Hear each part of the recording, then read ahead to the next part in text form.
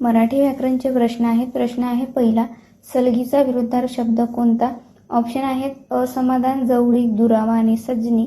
तर सलगीचा विरुद्धार्थी शब्द आहे दुरावा. प्रश्न दुसरा, मराठी भाषेचे शिवाजी म्हणून कोणाला ओळखले जाते? तर विष्णू शास्त्री चिपळूणकर यांना ओळखले जाते मराठी भाषेचे शिवाजी म्हणून. प्रश्न क्रमांक आहे तिसरा, सर्व काही तुझ्या मनाप्रमाणे घडत जाईल या वाक्यातील काळ ओळखा. तर या वाक्यातील काळ आहे रीती भविष्यकाळ. सर्व काही तुझ्या मनाप्रमाणे घडत जाईल वाक्याचा काळ आहे रीती भविष्यकाळ. प्रश्न आहे चौथा, प्रयोग ओळखा. पुरुषाने स्त्री सन्मानाने वागावे यातला प्रयोग कोणता आहे? तर भावी प्रयोग. प्रश्न आहे पाचवा, चामुंडा या अलंकारिक शब्दाचा अर्थ काय आहे? तर चामुंडा या अलंकारिक शब्दाचा अर्थ आहे भांडखोर स्त्री.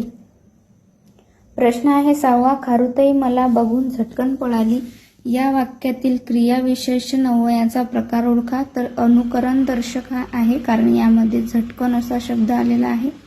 प्रश्न आहे सातवा, षष्टी या विभक्तीचा कारकार्थ. तर षष्टीचा कारकार्थ आहे संबंध. प्रश्न आहे आठवा, वाक्याचा काळ ओळखा. मी बालपणी लवकर उठत असे यातला काळ आहे रीती भविष्यकाळ. प्रश्न क्रमांक नंतर आहे 9, ज्याच्या हाती ससा तो पारधी या वाक्यातील सर्वनामे कोणती आहेत? तर ही सर्वनामे संबंधी दर्शक सर्वनामे आहेत. हे होते मराठी व्याकरणचे प्रश्न.